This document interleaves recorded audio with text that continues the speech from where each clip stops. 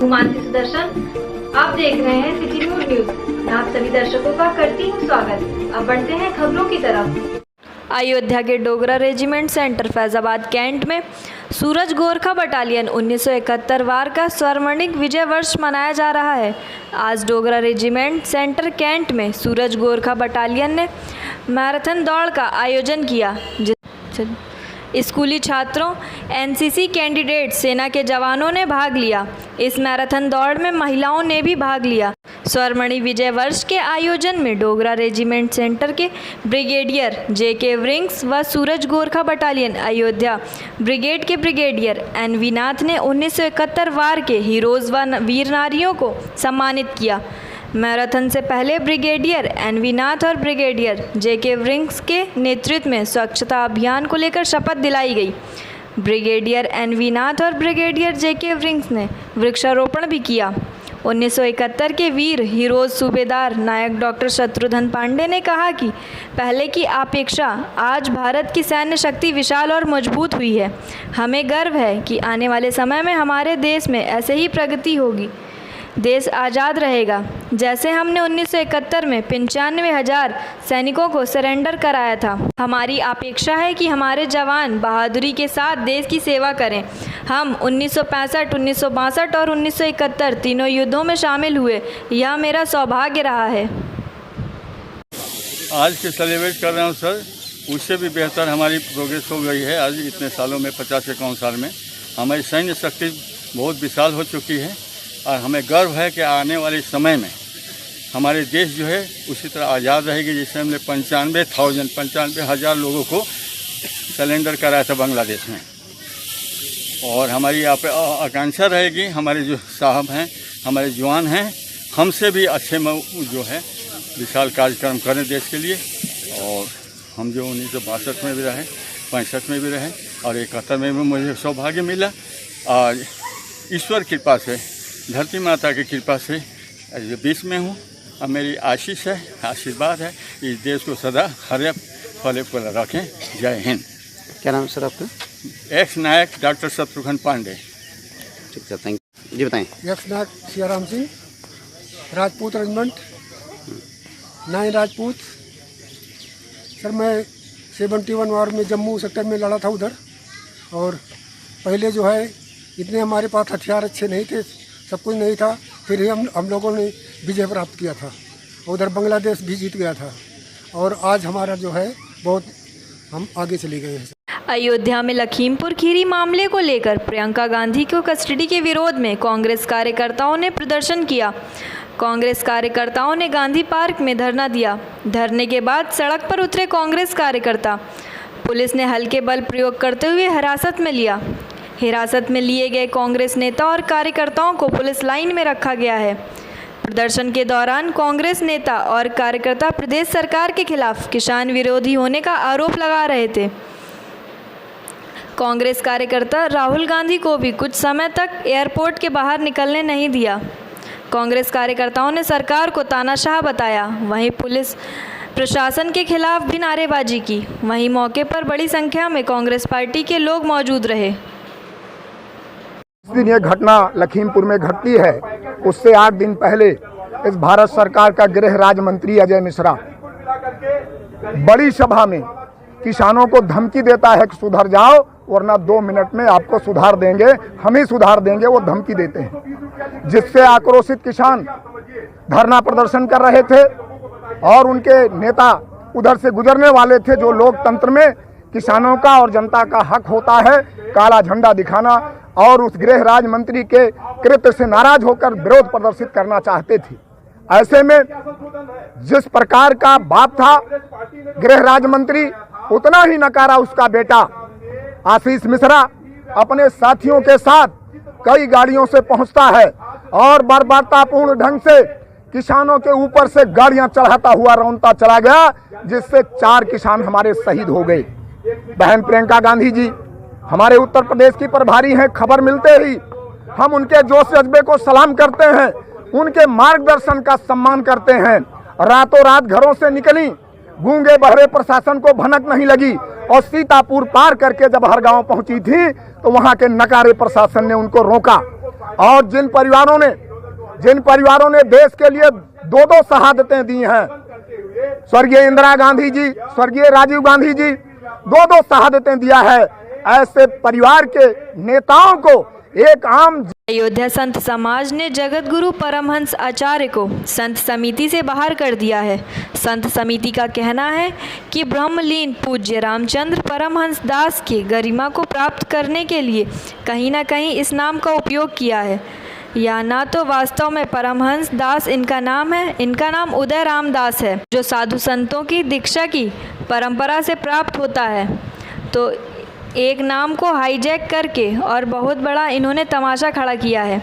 तब तक जब तक कुछ ऐसे लगा रहा था जो कि जोकर टाइप के आदमी हैं, तब तक गंभीरता से इस बात को नहीं लिया गया।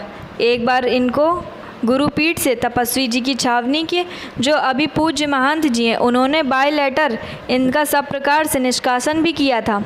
यह अयोध्या छोड़कर पलायन भी किए थे, लेकिन फिर से किसी न किसी समीकरण के तहत यहाँ करके बैठे हैं।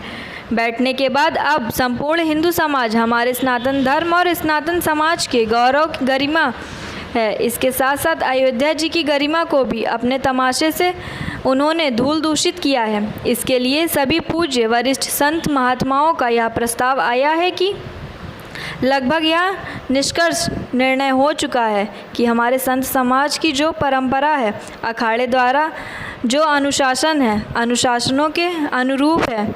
नाम लिखने की पद, नाम लिखने की उसकी एक परिपाटी है, उसकी एक मान्यता होती है। उस मान्यता के तहत व्यवहार और आचरण करें, और इसके लिए एक कड़ा संदेश है, और संदेश के साथ नाम लिखने की परंपरा है।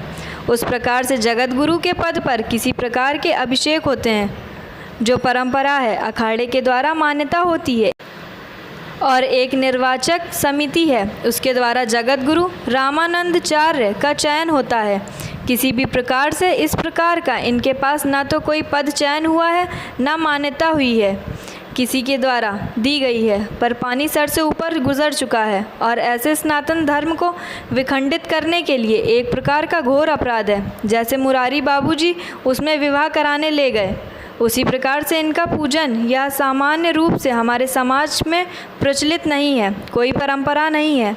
ये सभी पूज्य जो संत हैं, वरिष्ठ संत हैं, जगत गुरुगण हैं, और जो भी हमारे संत समाज के मार्गदर्शक और जिम्मेदार हैं, सब लोगों का ये विचार आया कि ये जो अपने को परमहंस कह रहे हैं, इन्होंने हमारे पूज्य जो ब्रह्मलीन परमहंस रामचंद्र दास जी महाराज थे, तो उनकी गरिमा को प्राप्त करने के लिए कहीं न कहीं इस नाम का उपयोग किया।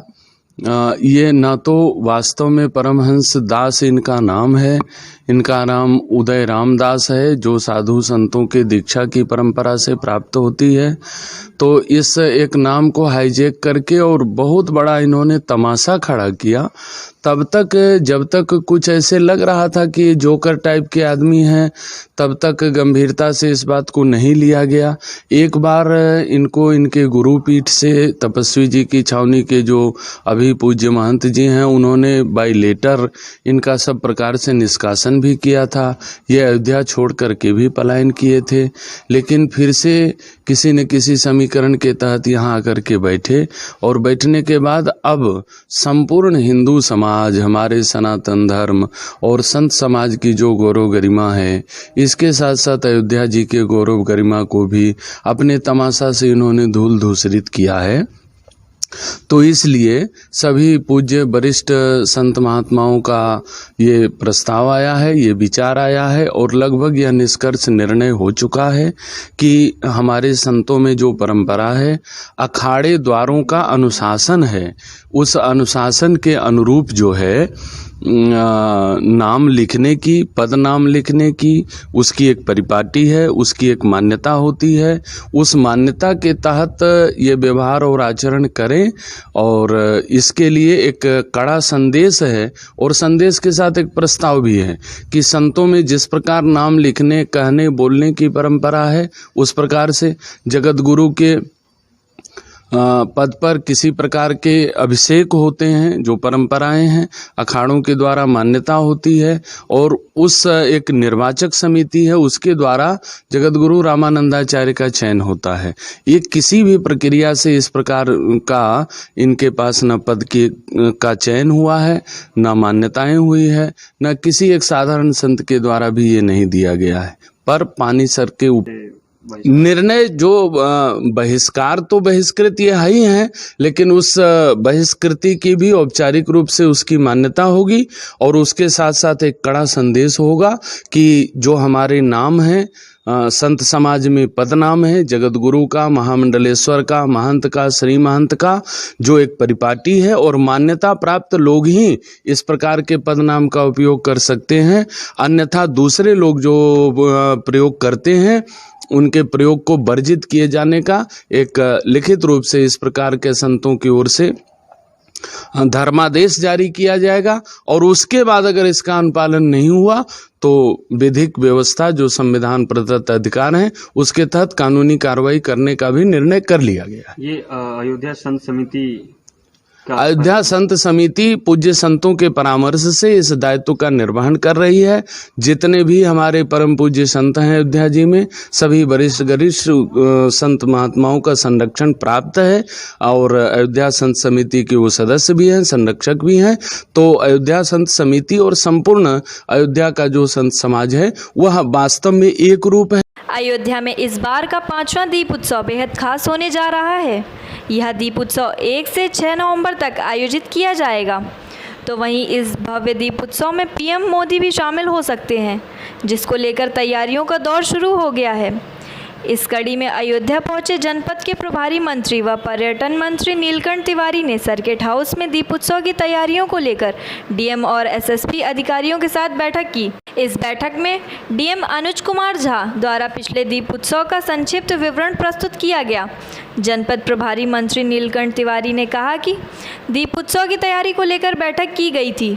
इस बार मुख्यमंत्री जी के द्वारा पिछले साल में रिकॉर्ड को तोड़ने के लिए हम लोग इस बार 7.50 लाख दीपक जलाएंगे। वहीं भव्य और दिव्य दीप उत्सव की योजना पर काम किया जा रहा है। दरअसल इस बार का दीप उत्सव कार्यक्रम 6 दिवसीय होगा।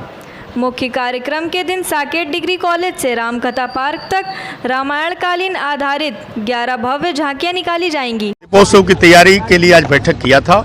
इस बार माननीय मुख्यमंत्री जी के मार्गदर्शन में, उनके निर्देश पर अपने ही विश्व रिकॉर्ड, पिछले साल के विश्व रिकॉर्ड को तोड़ने के लिए हम लोग इस बार 7.5 लाख दीपक जला रहे हैं और एक भव्य और दिव्य दीपोत्सव की योजना पर कार्य कर रहे हैं।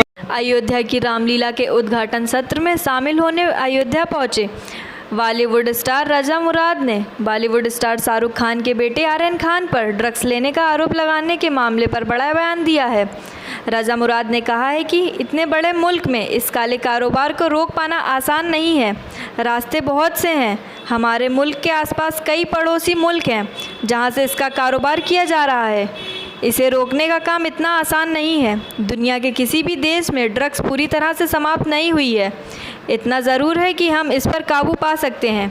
इसके लिए ज़रूरी है कि हम अपने बच्चों को अच्छे संस्कार दें।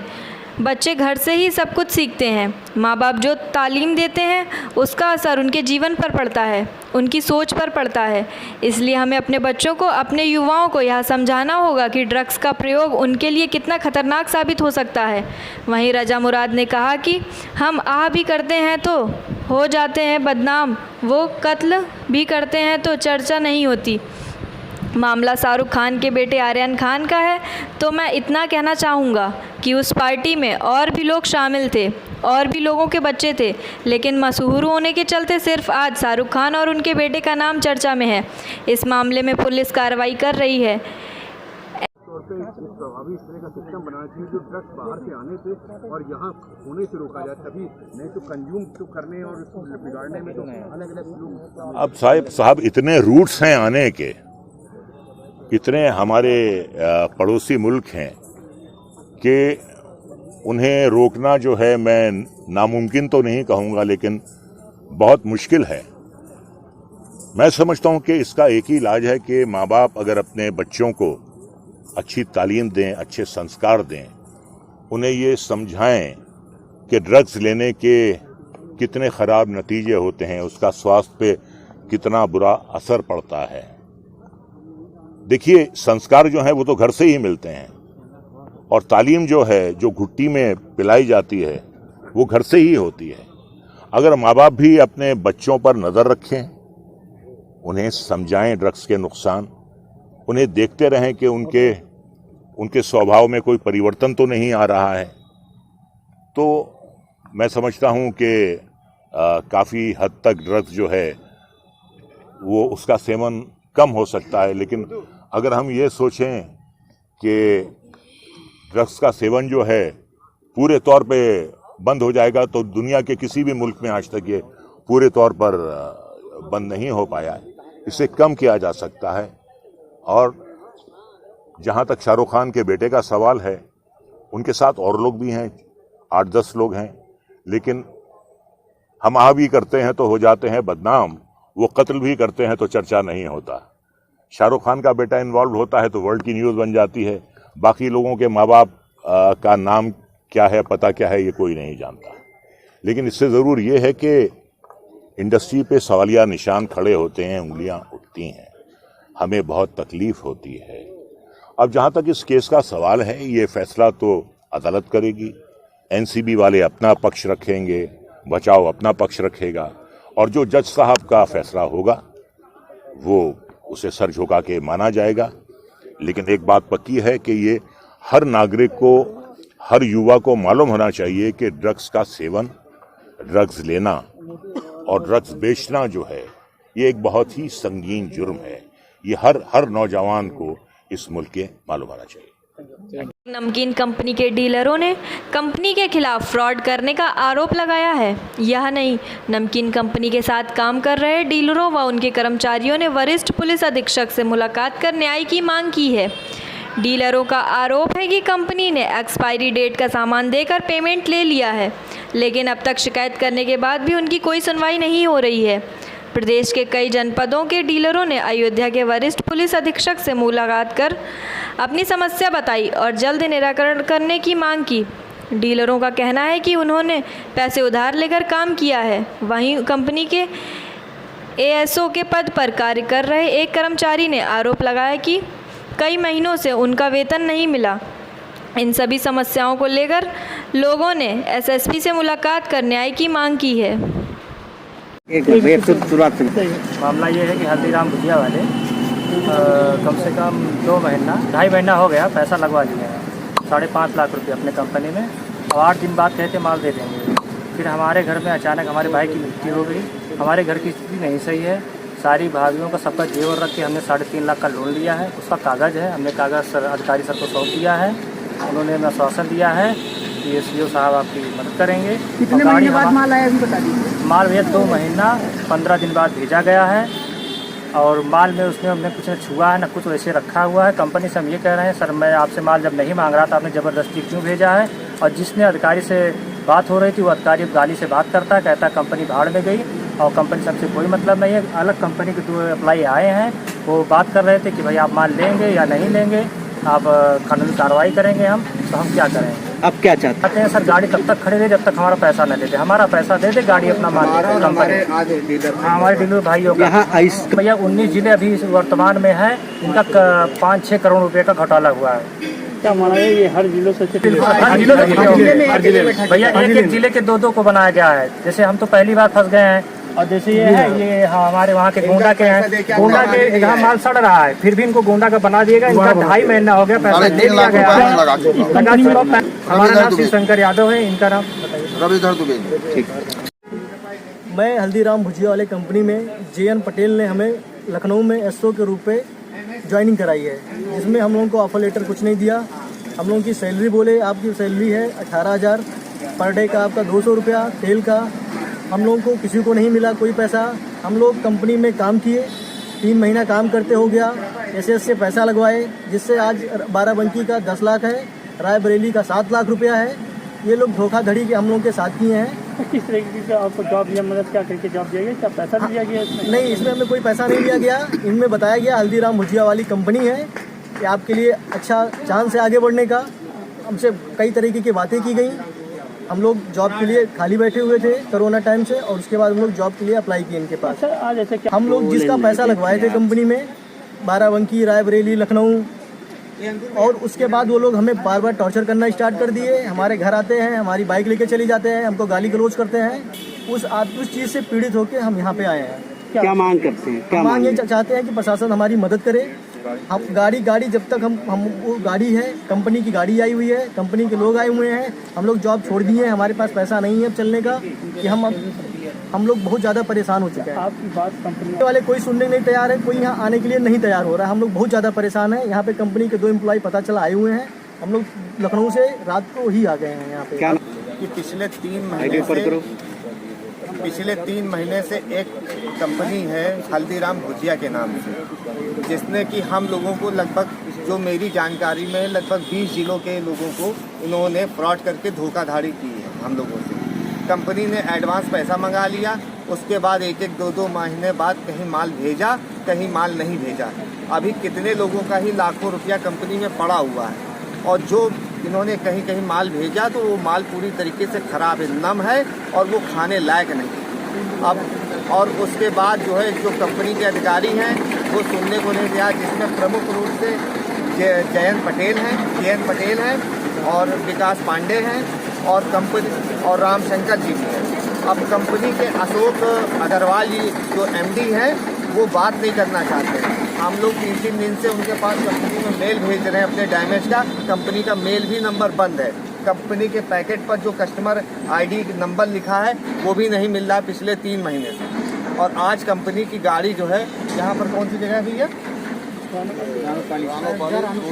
रानूपाली पराग डेयरी के सामने एक गाड़ी नमकीन आई है, जो कि 6 लाख रुपए कंपनी में दिया, लेकिन उस गाड़ी में 3.5 लाख रुपए का माल है, और वो भी माल खराब है। तो आज उस माल को उतराने के लिए कंपनी के 2 अधिकारी आए हैं। तो हम सब लोग अपने अपने अलग अलग जिलों से यहाँ इकट्ठा हुए, ताकि न गाड़ी उतरेगी और न कंपनी के अधिकारियों को छोड़ेंगे। क्योंकि अगर कंपनी के अधिकारी चले गए तो ये करोड़ों की ठगी का मामला कभी उजागर नहीं हो पाएगा, न पकड़ा जाएगा। किसके लिए, किससे मिल? आज हम लोग यहाँ पर वरिष्ठ पुलिस अधीक्षक को ज्ञापन दिया है, और उनसे मिल करके हम लोगों ने अपनी व्यथा पूरी सुनाई। क्या आश्वासन ये मिला है कि उन्होंने हम लोगों से एप्लीकेशन ले लिया और बोले कि जाइए, आपका मामला CO सिटी साहब देखेंगे।